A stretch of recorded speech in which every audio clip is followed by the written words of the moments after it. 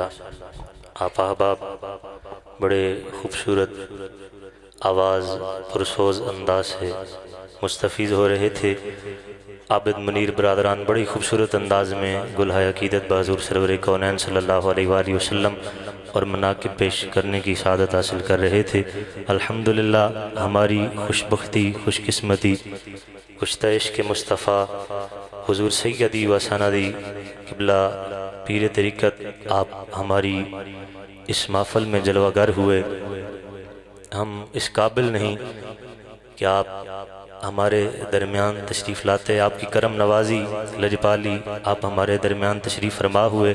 میں شمیم قلب سے اپنی جانب سے انجمن غلامان مصطفیٰ صلی اللہ علیہ وآلہ وسلم اور جملہ اہلیان مولوال کی جانب سے دل کی اتھا گہرائیوں سے شکریہ ادا کرتا ہوں، خوش آمدید کہتا ہوں۔ آپ کے ساتھ ساتھ برادر محتشم جناب حضرت قبلہ سید وجی الحسن شاہ صاحب آپ تشریف لائے، برادرم سید بلال حسین شاہ صاحب آپ تشریف لائے، جناب سید شجاع الحسن شاہ صاحب آپ تشریف لائے، جملہ علماء کرام کثیر تعداد میں عوام الناس روپوال، کوٹ چودریاں، ڈوگ مناس، ڈوگ کہوٹ، چاولی، گرد و نواح سے تشریف لانے والے معزز مہمانان گرامی کا میں تہہ دل سے اپنی جانب سے انجمن غلامان مصطفیٰ صلی اللہ علیہ وآلہ وسلم کے جملہ اراکین کی جانب سے دل کی اتھا گہرائیوں سے شکریہ ادا کرتا ہوں، خوش آمدید کہتا ہوں۔ بس میں اب انتہائی ادب کے ساتھ قبلہ حضرت صاحب کی بارگاہ میں التماس گزار ہوں کہ اپنے ملفوظات عالیہ سے ہمارے قلوب و اذہان کو منور فرمائیں۔ آپ احباب اپنی بیداری کا اظہار کرتے ہوئے، ذوق کو دوبالا کرتے ہوئے، محبتوں کا ثبوت دیتے ہوئے ایک نعرہ بلند کیجئے، اپنی محبتوں کا اظہار اپنے ہاتھوں کو فضا میں ذرا بلند کر کے الحمدللہ ہماری خوش بختی، خوش قسمتی سائیں جدوں ویڑے آ جان پھر چہریاں دے اتے مرجاہٹ نہیں مسکراہٹ ہویا کر دی۔ محبت دے نال پھر ذرا نعرے دا جواب اس انداز دے نال لاؤ، پتہ چلے کہ دل باغ باغ ہو گیا۔ محبت دے نال ذرا نعرہ تکبیر ماشاءاللہ اپنے ہاتھوں کو اس یقین کے ساتھ فضا میں بلند کر لیجئے کہ یہی ہاتھ کل حشر کے میدان میں جس وقت ہمارے گناہوں کی وجہ سے جہنم کی آگ کی جانب دھکیلا جا رہا ہو تو یہی ہاتھ ہماری گواہی دیں کہ انہوں نے اللہ اور اللہ کے محبوب کے نام پہ مولوال کی اس غربی مسجد میں ہمیں اٹھایا تھا۔ محبت کے ساتھ ذرا نعرہ تکبیر، نعرہ رسالت، نعرہ رسالت، نعرہ تحقیق۔ میرا خدا جسے اوجے کمال دیتا ہے اسے بطول کی چوکھٹ پہ ڈال دیتا ہے۔ پرکھنا ہو کسی کو تو یا علی کہو، یہ نام وہ ہے جو شجر کنگال دیتا ہے۔ حضور کی سنت کو زندہ کرتے ہوئے، کیونکہ میرے آقا کریم صلی اللہ علیہ وآلہ وسلم آپ نے جب فرمایا من کنت مولا فاز علی مولا، آپ کا ہاتھ یہاں پر تھا۔ علی نام بزدلی کا نہیں، علی نام جرت کا ہے۔ تو ذرا جرت کے ساتھ حضور کی سنت کو زندہ کرتے ہوئے اپنے ایک ہاتھ کو فضا میں بلند کر کے ذرا نعرہ حیدری، نعرہ حیدری، نعرہ حیدری، نعرہ غوثیہ۔ حضور غوث پاک الحمدللہ یہ مہینہ حضور پیر پیرا میر میرا ماہ گیرا شاہ جیلا حضور پیرا نے پیر غوث العظم دستگیر الشیخ الاکبر شیخ شیوخ السماوات والارض غوث سمدانی محبوب سبحانی قطب ربانی شیر یزدانی شہباز لامکانی قندیل نورانی حضور ابو محمد محی الدین عبد القادر جیلانی الحسنی والحسینی البغدادی القاضی رحمت اللہ تعالی علیہ آپ کے نام کے ساتھ موسوم ہے۔ تو ذرا محبت کے ساتھ نعرہ غوثیہ، تاجدار ختم نبوت، تاجدار ختم نبوت کانفرنس میں آنے والوں اپنے ان دونوں ہاتھوں کو فضا میں بلند کر کے پتہ چلنا چاہیے مولوال اور گرد و نواح کے لوگ حضور علیہ السلام کو خاتم النبیین ماننے والے ہیں۔ محبت کے ساتھ کفر کے ایوان تک پیغام جانا چاہیے، قادیانیوں تک پتہ چلنا چاہیے۔ محبت کے ساتھ دونوں ہاتھوں کو فضا میں بلند کر کے ذرا تاجدار ختم نبوت، تاجدار ختم نبوت، نعرہ رسالت، نعرہ رسالت، آستانہ علیہ گولڑا شریف، آستانہ علیہ گولڑا شریف، نعرہ رسالت۔ الحمدللہ وحدہ والصلاة والسلام علی من لا نبی بعدہ وعلى آلہ واصحابہ اجمعین۔ أما بعد فأعوذ بالله من الشيطان الرجيم بسم الله الرحمن الرحيم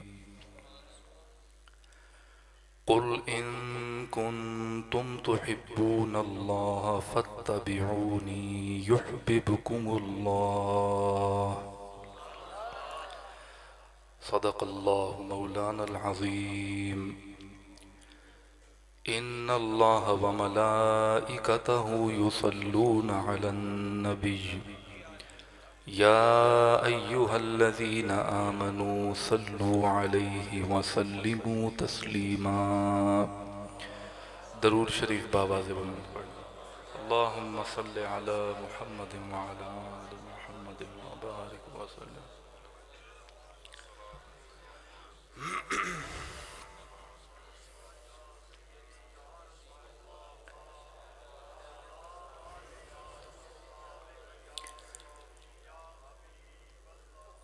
آج کی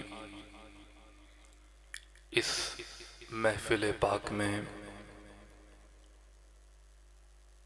شامل ہونے والے جملہ حاضرین کرام، بالخصوص علماء کرام، سادات عظام،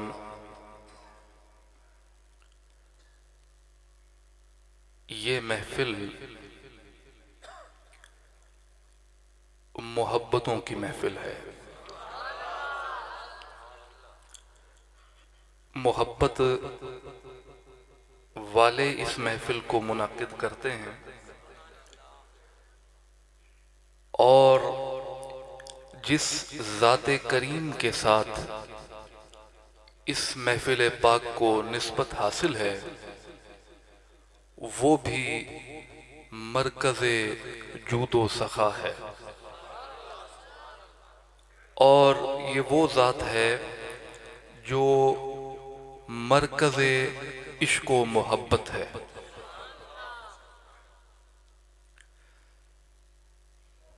مجھے اس بات کا احساس ہے کہ آپ ایک طویل مدت سے اس محفل پاک میں شامل ہیں،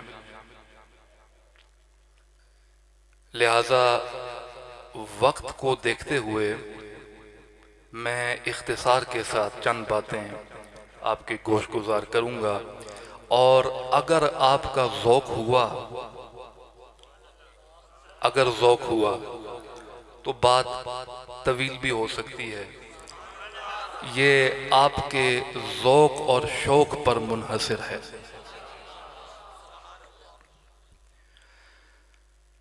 حضرات،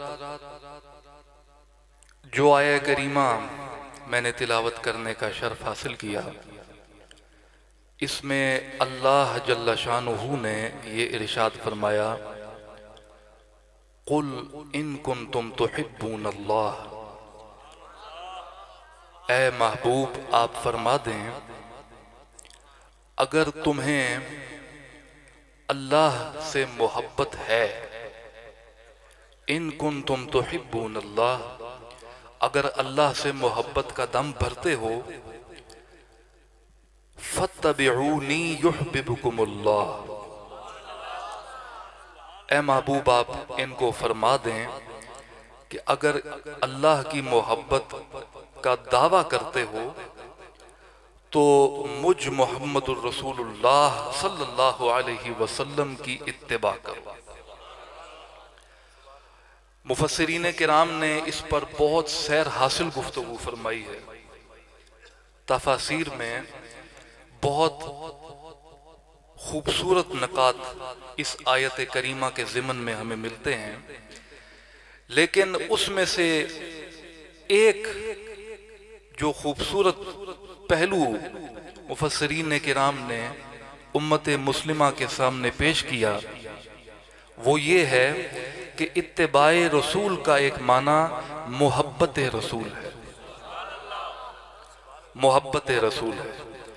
تو اگر اتباع رسول کو محبت رسول کہا جائے تو اس آیہ کریمہ کا ترجمہ مفہوم یہ ہوتا ہے کہ اے لوگو، اللہ ارشاد فرما رہا ہے حضور کو، نبی کریم صلی اللہ علیہ وسلم، کہ آپ فرما دیں کہ اگر تم لوگوں کو اللہ کی محبت کا دعویٰ تم لوگ کرتے ہو تو اس سے پہلے محمد کی محبت کو اپنے سینے میں جگا دو۔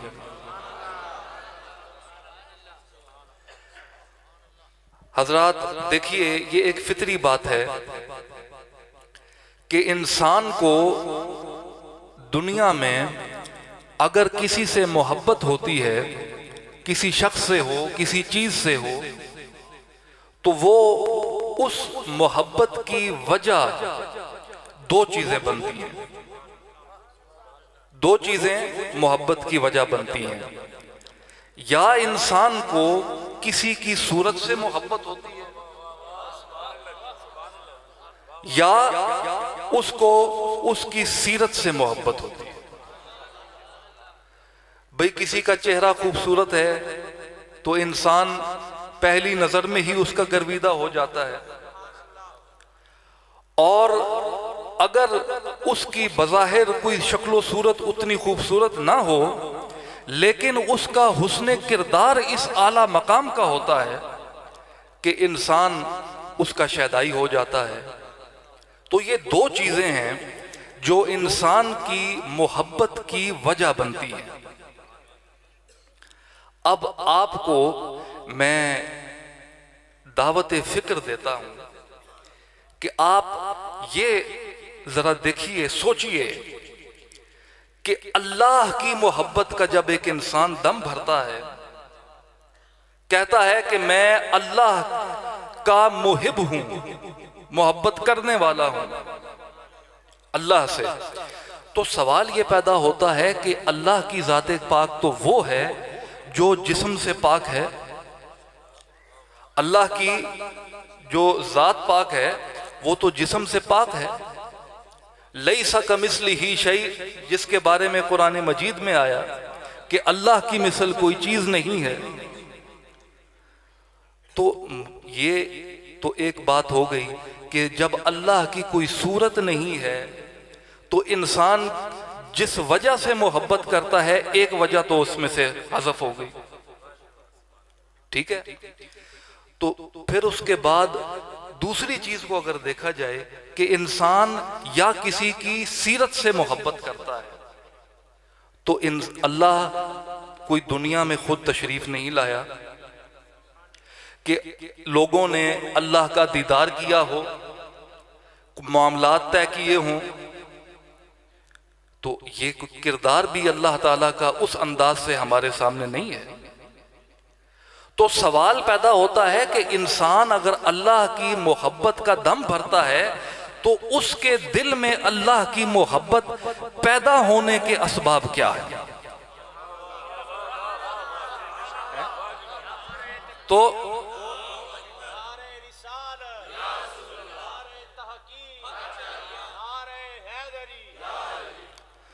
تو حضرات اللہ نے اس آیہ کریمہ میں ارشاد فرما دیا، قل ان کنتم تحبون اللہ فاتبعونی یحببکم اللہ۔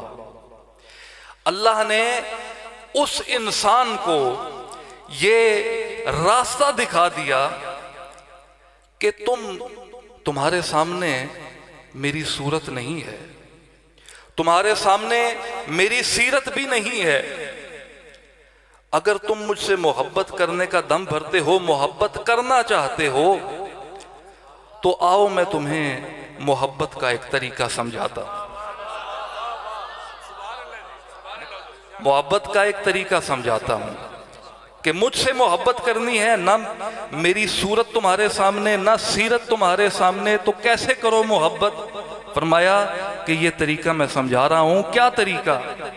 کہ ان کنتم تحبون اللہ، اے انسان اگر تو میری محبت میں مبتلا ہونا چاہتا ہے، مجھ سے محبت کرنا چاہتا ہے، فاتبعونی یحببکم اللہ، تو یہ جو میرا محبوب ہے یہ تمہارے سامنے مکہ و مدینہ کی گلیوں میں گھوم رہا ہے،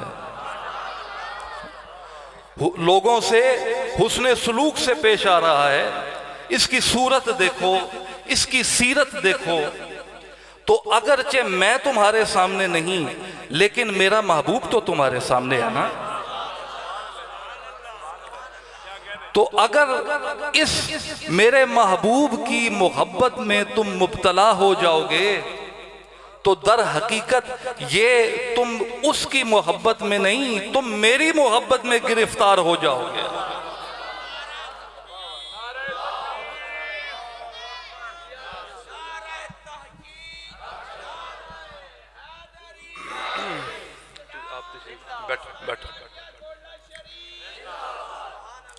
تو حضرات، مجھے ایک شاعر کا شعر یاد آیا، ذوق ہے۔ اس شاعر نے کہا کہ رخ مصطفیٰ ہے وہ آئینہ کہ اب ایسا دوسرا آئینہ۔ بھئی چشتی حضرات، آپ نسبت والے لوگ بیٹھے ہیں، اگرچہ مجھے معلوم ہے کہ آپ تھکے ہوئے ہیں، لیکن چشتیوں کے سامنے جب سر کی بات آتی ہے تو وہ اندر سے ان کا دل بولتا ہے۔ تو کہ میں کیا کہہ رہا ہوں کہ رخ مصطفیٰ ہے وہ آئینہ کہ اب ایسا دوسرا آئینہ، نہ ہماری بزم خیال میں، نہ دکان آئینہ ساز میں۔ تو اسی کے متعلق میرے جد اعلیٰ نے حضرت سیدنا پیر مہر علی شاہ صاحب رضی اللہ تعالیٰ عنہ نے کیا عرض کی؟ کہتے ہیں کہ دس صورت را بے صورت دا، دس صورت را وہ ذات کریم جو مدینہ و مکہ کی گلیوں میں گھوم رہی ہے، جو خاک مدینہ کو، خاک مکہ کو اپنے نالین سے منور کر رہی ہے، یہ صورت تو تمہارے سامنے ہے نا۔ تو دس صورت را بے صورت دا، توبہ را کی عین حقیقت دا، پر کم نہیں بے سوجت دا، کوئی ورلیاں موتی لے تریاں، کوئی ورلیاں موتی لے تریاں۔ کوئی ہوتا ہے جو اس راز کو پاتا ہے۔ کیا راز؟ کہ محبت رسول چابی ہے، کلید ہے محبت رب کریم کی۔ تو حضرات، جبرائیل آپ دیکھیں، جبرائیل علیہ السلام حضور کی خدمت میں حاضر ہوئے تو رسالت مآب صلی اللہ علیہ وسلم نے جبرائیل سے پوچھا علیہ السلام، کیا پوچھا کہ اے جبرائیل، تم نے کائنات کا ہر ذرہ چھان مارا، ایک ذرے، ایک کونے میں تم گئے ہو، یہ تو بتاؤ کہ مجھ جیسا بھی تم نے کہیں دیکھا ہے؟ مجھ جیسا بھی کہیں دیکھا ہے؟ تو جبرائیل نے عرض کی، جبرائیل نے کیا کہا؟ دیکھیے، اس کو بھی بلکہ ایک شعر میں کہہ دوں تو زیادہ لطف آئے گا، اگرچہ نثر میں بھی ہوتا ہے لیکن شعر کا لطف زیادہ ہو۔ تو جب حضور نے یہ پوچھا نا جبرائیل علیہ السلام سے کہ مجھ سے بھی خوبصورت دیکھا ہے کوئی، مجھ سا بھی کوئی دیکھا ہے؟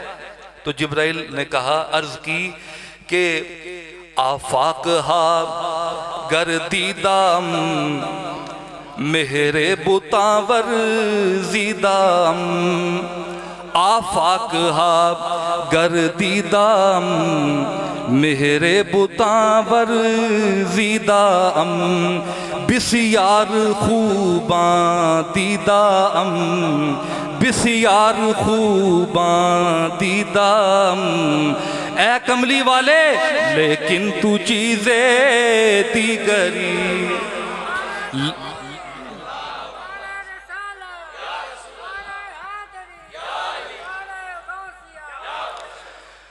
تو کیا کہا جبرائیل نے کہا آفاقہا گردیدہم آسمانوں کو میں نے چھان مارا آسمان کی مخلوقوں کو دیکھا زمین کی مخلوقات کو دیکھا مہر بتاں کو دیکھا سورج کو دیکھا چاند کو دیکھا ستاروں کو دیکھا کہکشاؤں کو دیکھا ہر چیز میں نے دیکھی لیکن اے واللیل کی زلف والے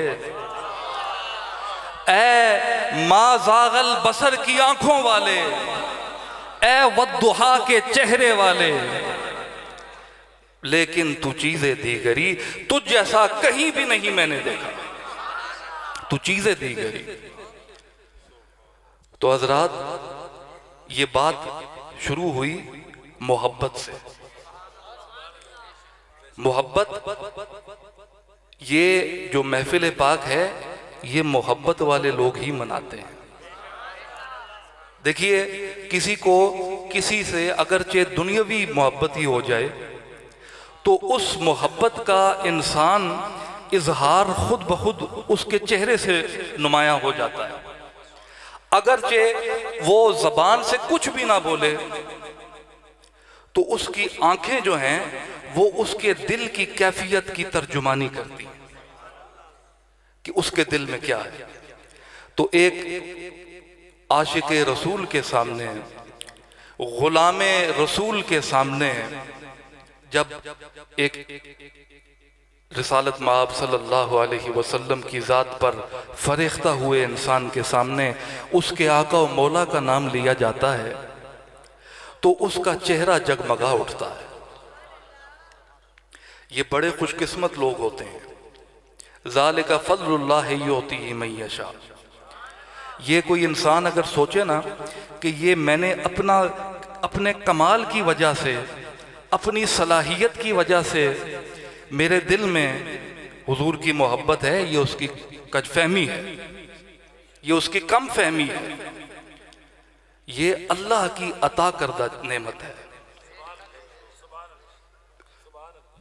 اور حضرات یہ جو محافل منائی جاتی ہیں ان کا انعقاد کیا جاتا ہے یہ بھی آپ یوں سمجھیے کہ یہ ویسے تو حضور کی ولادت باسعادت کی کو یاد کر کے یہ محافل منائی جاتی ہیں لیکن ان یادگاروں کو آپ ان کی قدر و قیمت کو یوں ہی نہ سمجھیں کہ یہ یوں ہی ہوتی ہیں ایک ماضی دیکھیے یادگار کیا ہے ایک یہ وقت گزر رہا ہے حال گزر رہا ہے ابھی جب آپ یہاں آ کے بیٹھے ہیں جو کچھ میں نے ابھی بولا ہے یہ سب ماضی کا حصہ ہے ماضی ہو گیا جو بول رہا ہوں یہ حال ہے تو یادگار کیا ہوتی ہے کہ ماضی کے گزرے ہوئے لمحات کو یادگار کہا جاتا ہے ٹھیک ہے اب آپ دیکھیے کہ یادگاروں کی کیا قدر و منزلت ہے یادگاروں کی کیا قدر و منزلت ہے آپ کو یہ بات جان کر شاید آپ کے لیے نئی بات ہو اور تعجب ہو آپ کو امام طحاوی نے یہ بات لکھی ہے اور انہوں نے کہا کہ یہ امت مسلمہ جو نماز پنجگانہ ادا کرتی ہے فجر ظہر عصر مغرب عشاء یہ جو 5 نمازیں امت پر فرض ہیں امام طحاوی کہتے ہیں کہ یہ تمام کی تمام یہ نمازیں جو ہیں یہ سنت انبیاء کی پاسداری کے لیے یہ انبیاء کرام کی یادگاریں ہیں کیا یادگاریں فرمایا کہ جو فجر کی نماز ہے یہ حضرت آدم علیہ السلام کی یادگار ہے فجر کے وقت آدم علیہ السلام کی توبہ جب قبول ہوئی تو انہوں نے اس نعمت کے شکرانے کے لیے شکرانے کے طور پر انہوں نے نماز ادا کی، اور یہی نماز امت مسلمہ پر فرض قرار دی گئی۔ اسی طرح ظہر کی نماز ہے حضرت ابراہیم علیہ السلام کے بارے میں، کہ جب انہیں حضرت اسحاق علیہ السلام عطا ہوئے تو اس وقت انہوں نے 4 رکعت نماز ادا کی، اور یہ نماز آج امت مسلمہ پر فرض ہے۔ یہ آپ دیکھیں کہ یادگار کی کیا اہمیت ہوتی ہے، کہ اللہ رب کریم کو اپنے ان برگزیدہ بندوں کی عبادت اس قدر پسند آئی، مقبول ہوئی، کہ اللہ نے اس کو ماضی کا ایک حصہ صرف قرار نہیں دیا کہ یہ بس ایک وقت آیا گزر گیا، نہیں، اللہ نے اس یادگار کو امت مسلمہ پر فرض کر دیا کہ جب بھی انسان فجر ادا کرے، ظہر، عصر، مغرب، عشاء، تو سب جب یہ نمازیں ادا کرے تو وہ در حقیقت انبیاء سابقہ کی یادگار کو تازہ کر رہا ہو، اس کو تازہ کر رہا ہوتا ہے۔ اس پر پھر بہت تفصیل ہے کہ حضرت عزیر علیہ السلام نے عصر کی نماز، یہ ان کی یادگار ہے، اور اسی طرح مغرب جو ہے حضرت عزیر علیہ السلام اور حضرت داؤد علیہ السلام کی یادگار ہے، اور عشاء کی جو نماز ہے، سبحان اللہ، یہ بھائی ایک بات آئی ہے، فی البدی آئی ہے، ابھی جو باتیں کر رہا ہوں یہ بھی تقریباً فی البدی ہیں۔ دیکھیے، عشاء کی جو نماز ہے دن کی آخری نماز ہوتی ہے، آخری نماز ہے، تو عشاء کی جو نماز ہے یہ حضور نبی کریم صلی اللہ علیہ وسلم کی یادگار ہے۔ دن کی آخری نماز کس کی یادگار ہے؟ اور حضور نبی کریم صلی اللہ علیہ وسلم کی وہ ذات ہے جن کے بارے میں قرآن مجید نے یہ فیصلہ کر دیا کہ خاتم النبیین،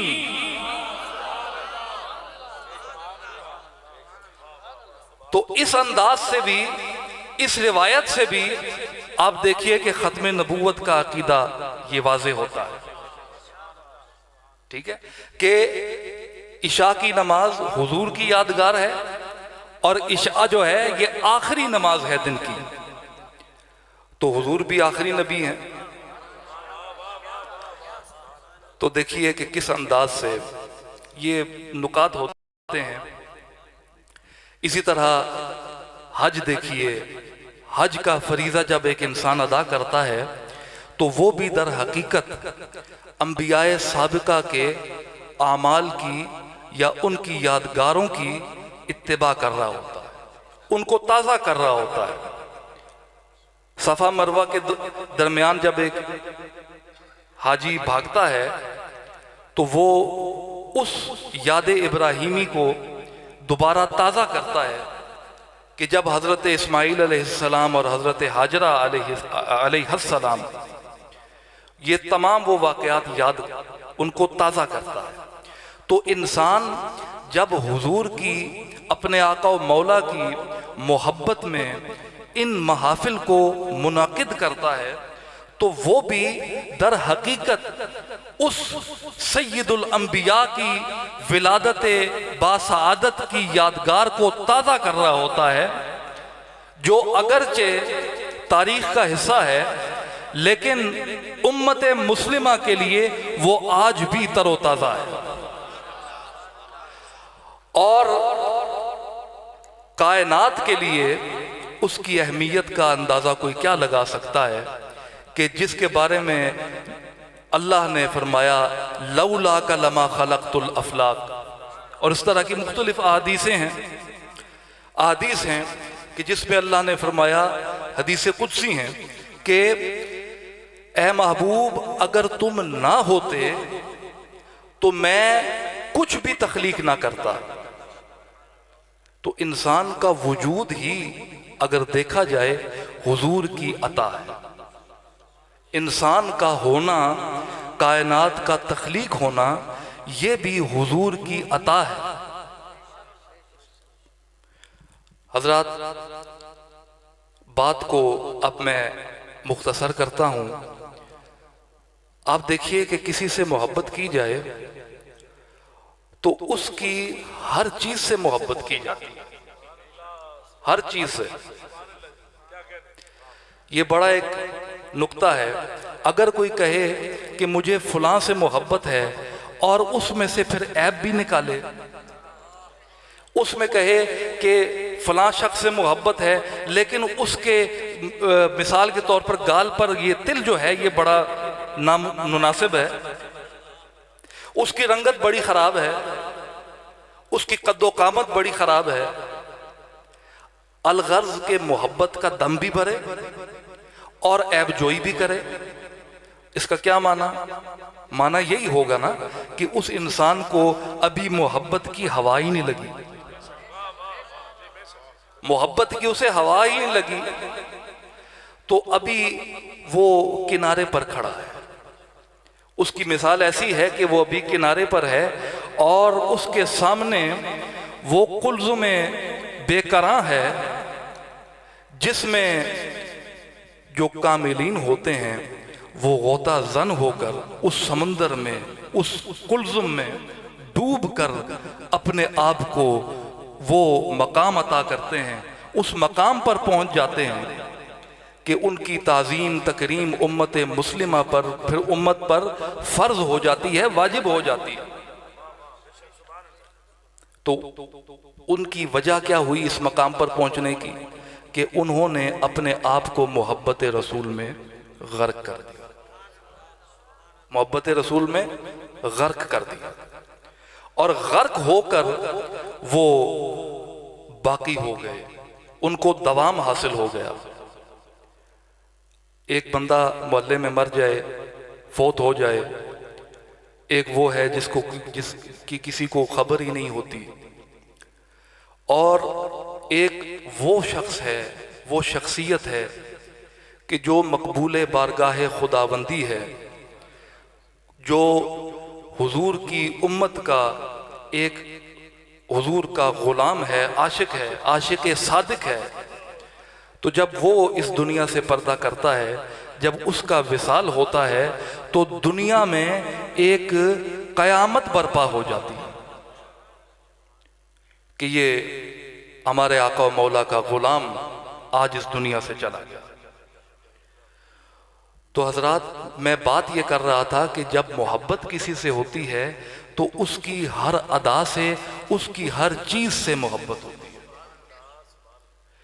تو اگر انسان محبت رسول کا دم بھرتا ہے، اور محبت رسول کے بارے میں یہ ابھی میں نے جو بیان کیا کہ اللہ کی محبت کو پانے کے لیے، اللہ کی محبت حاصل کرنے کے لیے سب سے پہلے حضور کی محبت ہے۔ اب یہ سمجھنا چاہیے کہ حضور کی محبت حاصل کرنے کے لیے کیا طریقہ ہے، محبت رسول کا کیا طریقہ ہے؟ تو اس کا طریقہ حضور کی سچی نسبتوں کا ادب اور ان کی محبت کو اپنے دلوں میں جاگزیں کرنے سے ہے۔ حضور نبی کریم صلی اللہ تعالی علیہ وآلہ وسلم کے جتنے تعلق ہیں، جو سچے تعلق ہیں، جتنے صحابہ کرام ہیں، تمام اہل بیت کرام، امہات المؤمنین، ان کا ادب، ان کی محبت، یہ وجہ بنتی ہے حضور کی محبت کی۔ اگر کسی کے دل میں کسی صحابی کے متعلق، کسی امہات المومنین کے متعلق، کسی اہل بیت میں سے کسی فرد کے متعلق دل میں بال برابر بھی کوئی میل ہے تو وہ محبت رسول حاصل نہیں کر سکتا۔ یہ میں دعوے سے کہہ رہا ہوں۔ حضور کی محبت حاصل کرنے کے لیے صحابہ، اہل بیت کرام، ازواج مطہرات کی محبت شرط ہے، لازم ہے۔ تو حضرات، آخر میں بھئی آپ کا اگر ذوق ہے تو ایک اور بات کر دوں.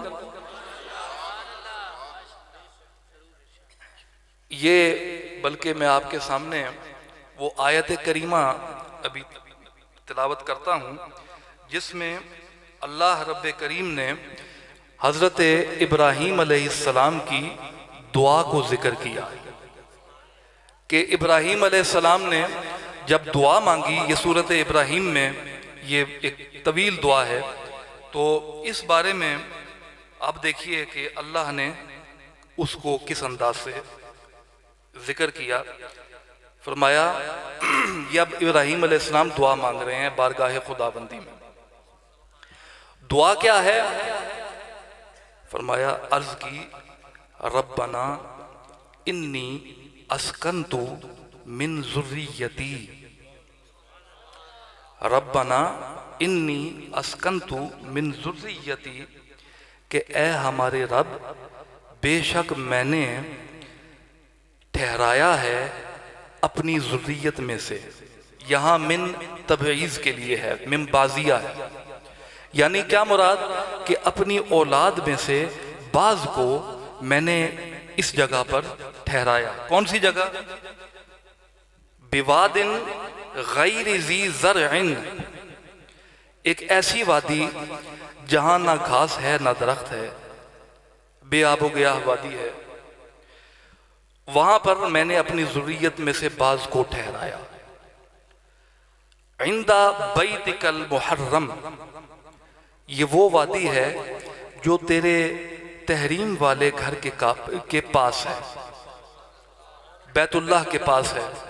اس وادی میں میں نے اپنی ذریت کو، اپنی بعض اولاد کو ٹھہرایا. آگے فرمایا ربنا لیقیموا الصلاۃ، اے میرے رب یہ میں نے اس لیے کیا تاکہ یہ نماز قائم کریں، نماز قائم کریں. فَجْعَلْ أَفْئِدَةً مِّنَ النَّاسِ تَهْوِي إِلَيْهِمْ،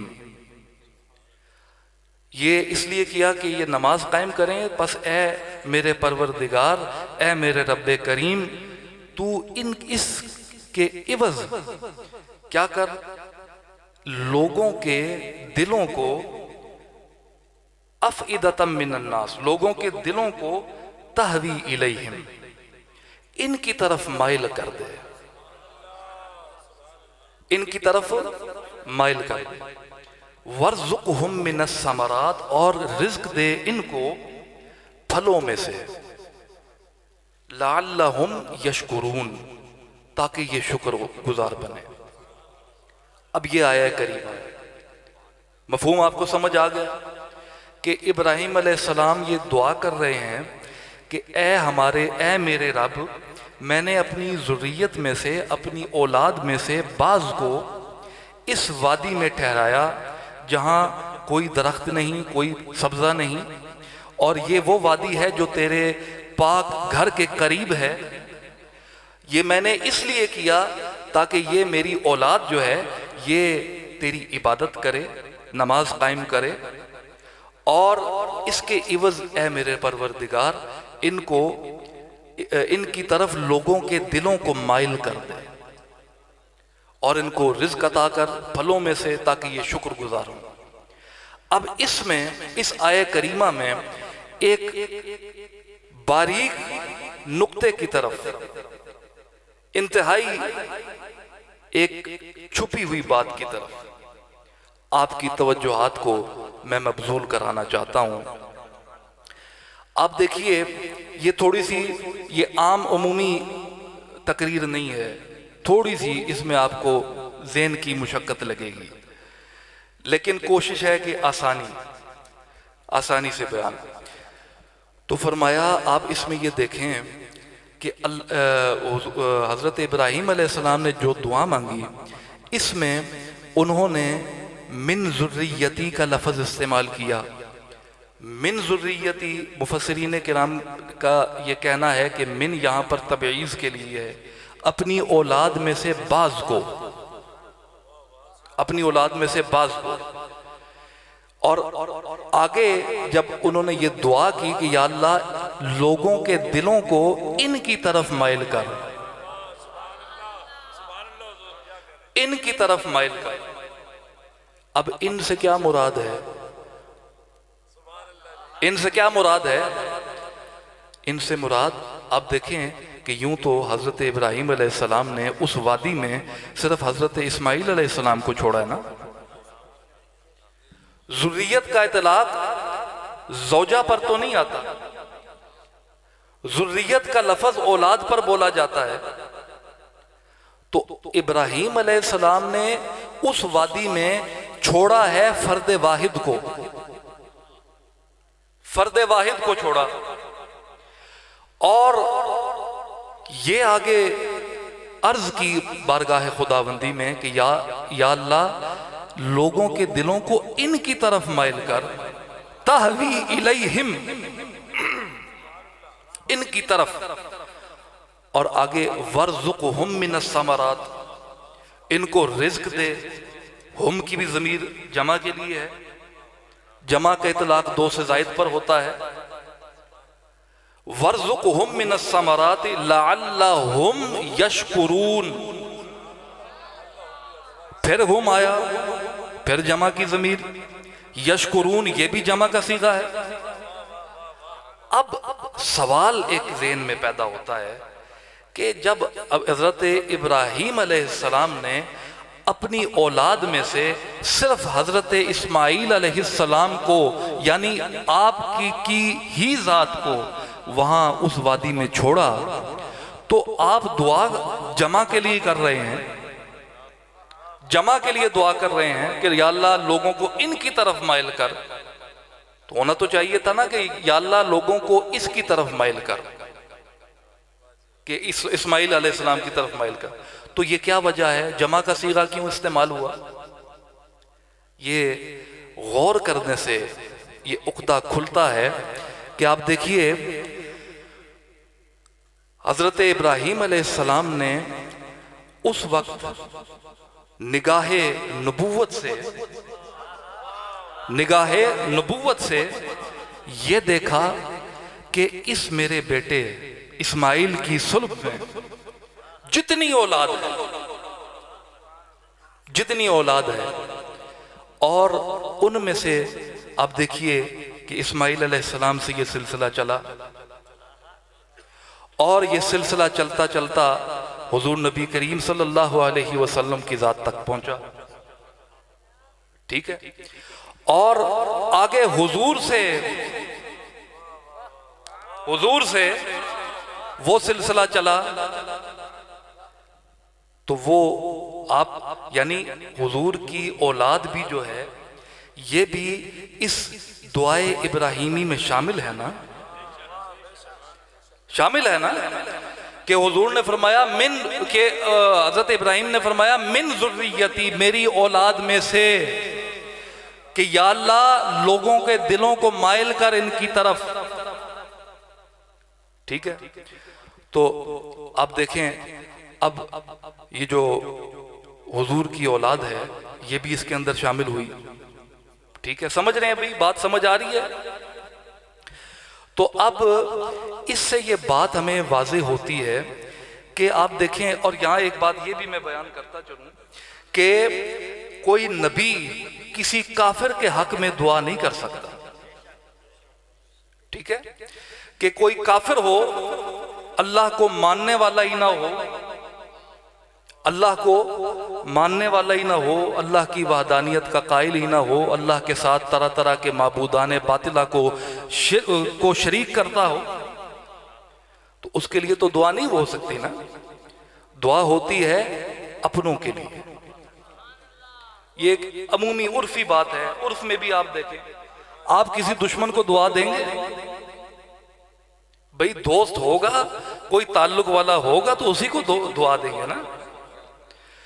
تو حضرت ابراہیم علیہ السلام نے جو دعا مانگی تو اس کا مصداق اولین،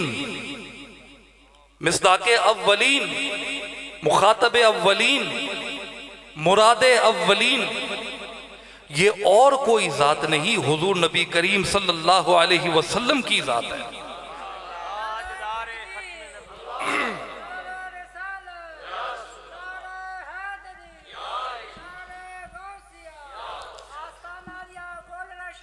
تو اب اگر کوئی انسان یہ گمان کرے کہ کیا وجہ ہے کہ لوگوں کے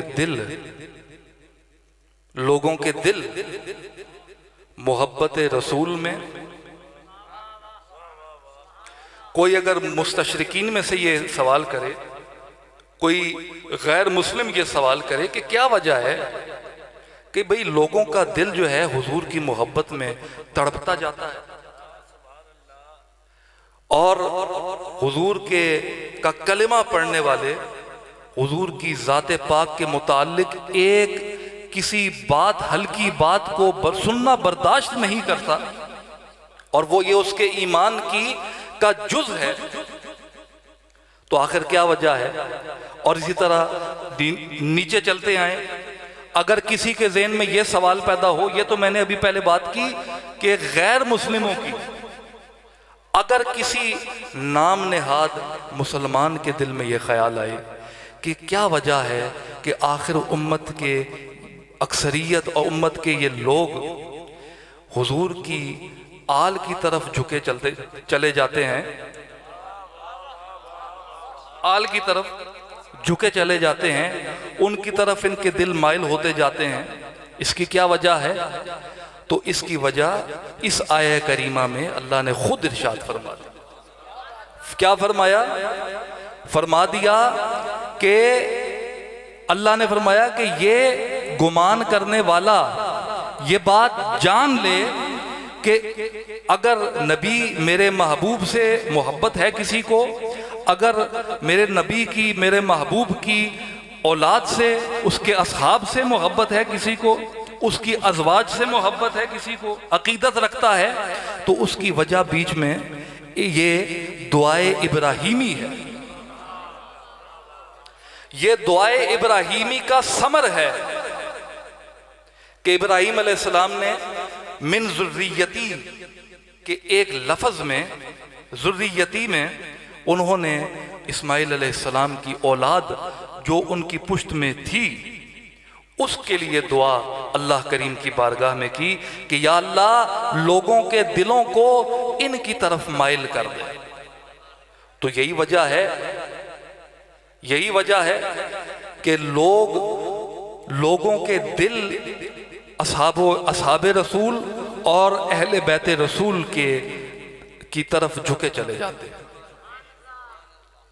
اللہ تبارک و تعالی یہ محبتیں، یہ عقیدتیں، یہ نسبتیں قائم و دائم رکھے، اور جتنے احباب اس محفل پاک میں تشریف لائے، اللہ کریم اپنے محبوب کریم رؤوف الرحیم صلی اللہ علیہ وسلم کی توسل سے آپ سب کی دلی حاجات کو قبول و منظور فرمائے، اور ہمیں صراط مستقیم پر چلنے کی توفیق ارزانی فرمائے، اور افراط و تفریط سے بچنے کی، گمراہیوں سے اپنے دامن کو بچانے کی، اور اس طریقے پر چلنے کی توفیق عطا فرمائے جو صراط الذین انعمت علیہم کا مصداق ہے، اس پر چلنے کی توفیق عطا فرمائے، آمین بجاہ سید المرسلین۔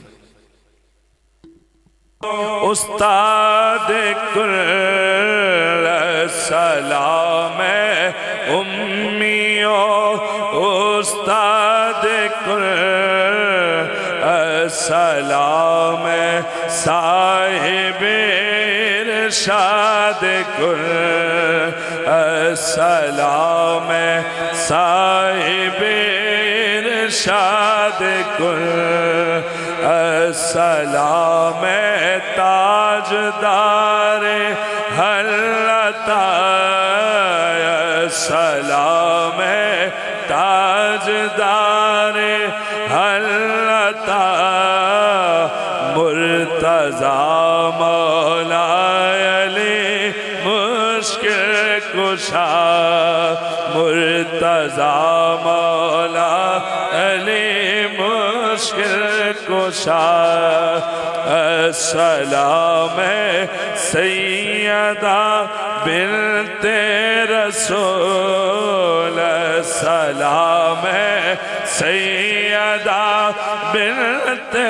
رسول سیدہ بنت رسول السلام فاطمہ زہرا بتول السلام فاطمہ زہرا بتول نور چشمان محمد السلام نور چشمان محمد السلام راکبان دوش احمد السلام راکبان دوش احمد السلام بٹھایا جن کو کاندھوں پہ رسول اللہ نے اکثر کوئی ہم مرتبہ شبیر و شبر ہو نہیں سکتا نور چشمان محمد السلام کوئی ہو متقیہ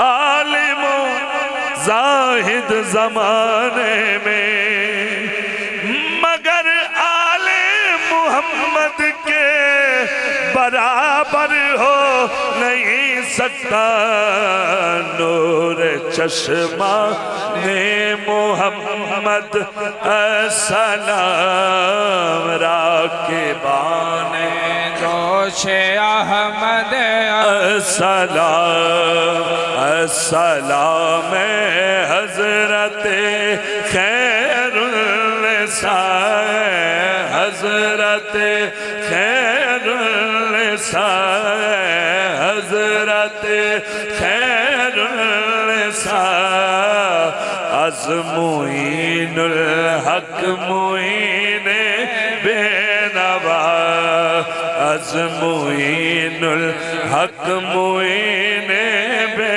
نوا ہر دم از ما صد درود و صد سلام بر رسول و آل و اصحاب اجتماع یا الہی صدقہ آل رسول صدقہ آل رسول یہ سلام عاجزانہ ہو قبول سارے سنگی تشریف رکھو قل هو اللہ احد اللہ الصمد لم یلد ولم یولد ولم یکن له کفوا احد بسم اللہ الرحمن الرحیم قل اعوذ برب الفلق من شر ما خلق ومن شر غاسق اذا وقب ومن شر النفاثات في العقد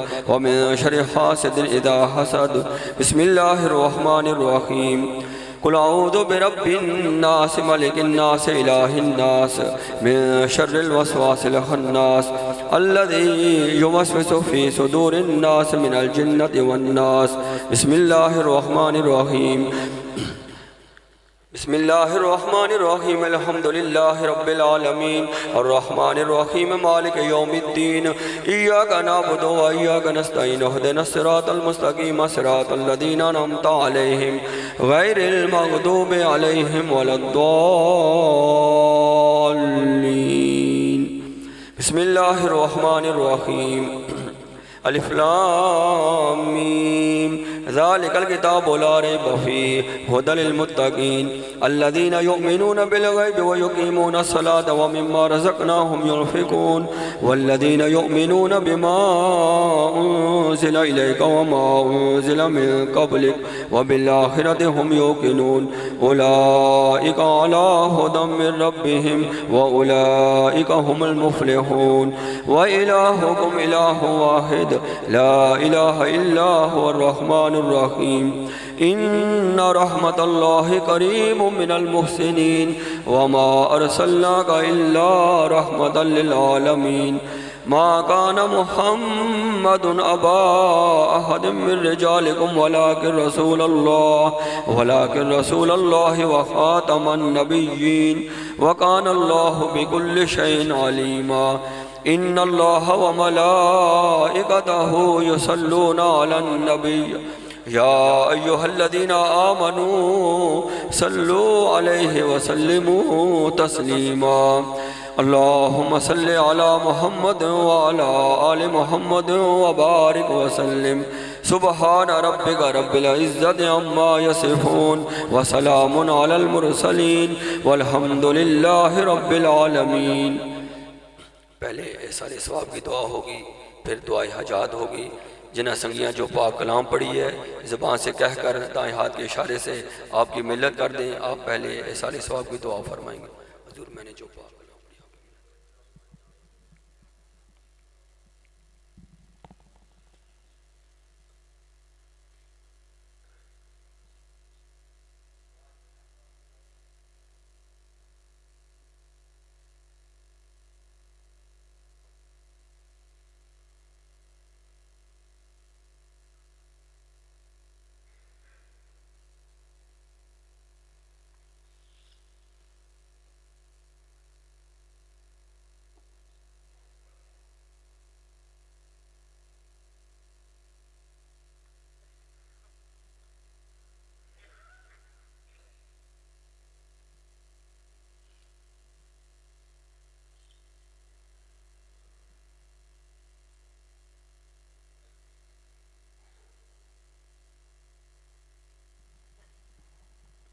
اپنی اپنی حاجات اپنے دلوں میں رکھیں. آپ سب کے لیے دعا فرما رہے ہیں. اللہم ربنا آمین.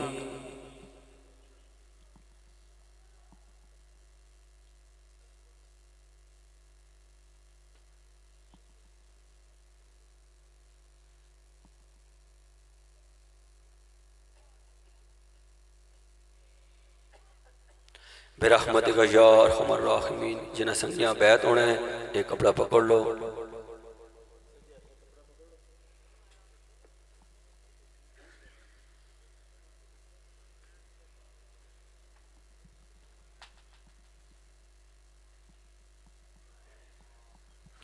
کپڑا چھوڑ کے اپنے منہ ہاتھ پھیرو.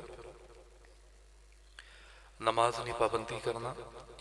ہر نماز تو بعد 10 مرتبہ درود شریف اللہم صلی علی محمد وعلی آل محمد وبارک وسلم. 10 مرتبہ کلمہ شریف لا الہ الا اللہ محمد رسول اللہ. یہ پڑھا کرو. ٹھیک ہے. بیعت ہوگی.